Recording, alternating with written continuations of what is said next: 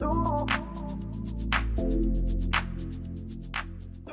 everyone, it's Steph from Steph's Stable Equine. I thought I would make a little video about who I am and how I got to where I am now. I haven't really done a couple one of those before, so I thought I'd do it while I'm hanging out with the boys. So, typical horse enthusiast from a very early age. First time I saw a horse, I was obsessed, and I was lucky enough that my parents let me do riding lessons. I grew up in the suburbs, non-horsey family, but I always got to go to my riding lessons every weekend, so I was very grateful for them for letting me do that.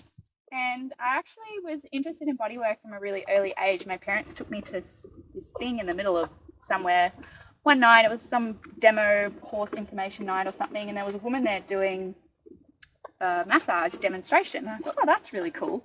So I just sort of had that in the back of my mind from when I was quite young, funnily enough. Did my riding school, and then when I was 15, I managed to be able to lease my first horse, which was this big, beautiful thoroughbred named Ollie, chestnut, of course. And I had him for a year, and that was great. And then they had to sell him because I wasn't in a position to buy. So then I got to lease Rory, and I had him for I think also about a year, and then he was gifted to me for my 18th birthday, which was amazing. So I was always riding, and then when I was at high school, I did the equine studies, and I thought maybe I'll be a riding coach, but my school sort of pushed me away from that a bit. I went to school in the suburbs, and they thought, what are you going to do with horses? So I was also really good at art, and found I was quite good at photography. So I went and studied photography. I did a diploma in photography, and then I ended up working for a photographer for about 5 years as an editor. So I'm very good at Photoshop, very good at attention to detail, and quite good at design. I'm still good at art. I like drawing. I like being creative. So that's really my background, is more of an art background. So then, while I had Rory, I was still riding, and I met someone who did classical dressage, and they were telling me about it, and I honestly didn't understand a word of what they were saying, but I thought it was interesting. And then I started getting into it a bit, and then I realized I knew nothing about horses. I did not know what was underneath that skin. I didn't know where their organs were. I didn't know where their bones were, and I thought, that's really bad. I should probably know that. So after 5 years of doing photography, I decided I'll go do a science degree, even though I did no science at school. So I went into the Bachelor of Equine Studies. At the time, I was running at Melbourne Polytechnic. That's a 3-year science degree about horses and also agriculture. So I did chemistry, biology, microbiology, statistics, and then all the horse subjects: anatomy, physiology, you name it, we covered it.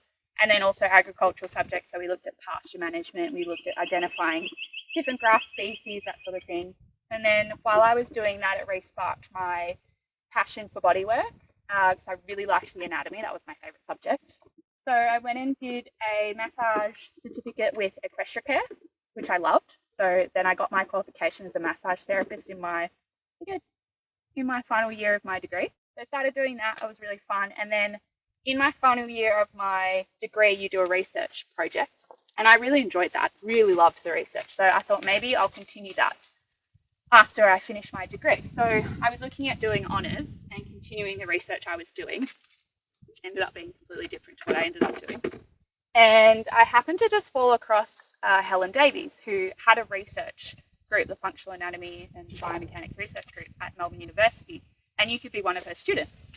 And I thought, oh, that's kind of cool. And I'd met Helen at a prac we did. Oh, hello.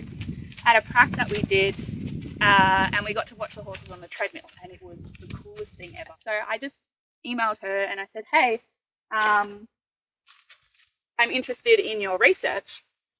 Can I come and meet you? She's like, yep. So I went and met her the next day after I emailed her. And she goes, what do you want to do? And I told her, and she goes, yep, sure, you've got the grades for it. I had enough grades in my science subjects to be able to go into honours, which was really cool. So I went and did an honours degree. And my project was actually on the hock joint in two-toed animals. So nothing to do with horses in the end. But it was really fascinating because I got to do a lot of comparative anatomy. So I got to do a lot of different dissections. I did a lot of cows, I did sheep, I did deer, I looked at dogs, what else? Also like a lot of horses. I got to look at a lot of fetal horses as well. So like embryo foals. That was really good to open my eye for the side of anatomy and starting to look at the connections between structures and starting to build more and more on my knowledge of biomechanics and anatomy and trying to piece it together for the horse. So did my honours, and then somewhere in there I also did a red light therapy certificate, which was great. And then finished my honours and wanted to keep going. So then I got first class honours, so I got to go straight into PhD, which was really amazing. And then I did that for 3.5 years, and my PhD got to be on the horse this time, and I picked the neck. Terrible idea. I mean, amazing idea because it's fascinating, but terrible idea because the neck is so complicated. So I did that for 3.5 years, all through COVID, and then unfortunately it just got too hard. So I had to pull the plug on that, and I'll go back to it at some point. Maybe not as a PhD, but I'll definitely keep going with the research I was doing because it was really fascinating.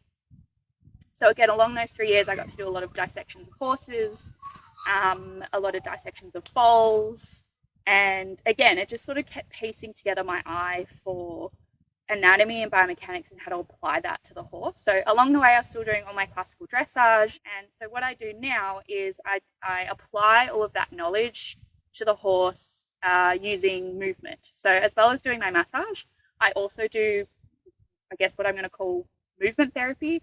A lot of in-hand work, working on the horse's posture and taking into account their anatomy and their biomechanics and working with it from that point of view.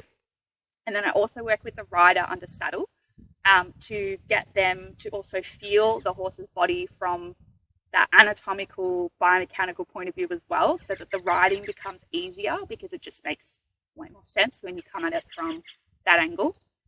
And then on top of that, we also have considering the horse's behavior, the horse's personality, the rider's personality, all that kind of stuff. So kind of come at it from a holistic approach. So yeah, I'm based in Eastern Victoria, and I've also been running some clinics. You can check them out on my Facebook page. So yeah, thanks for listening, and I hope that gives you a bit of better insight into who I am and how I got to where I am.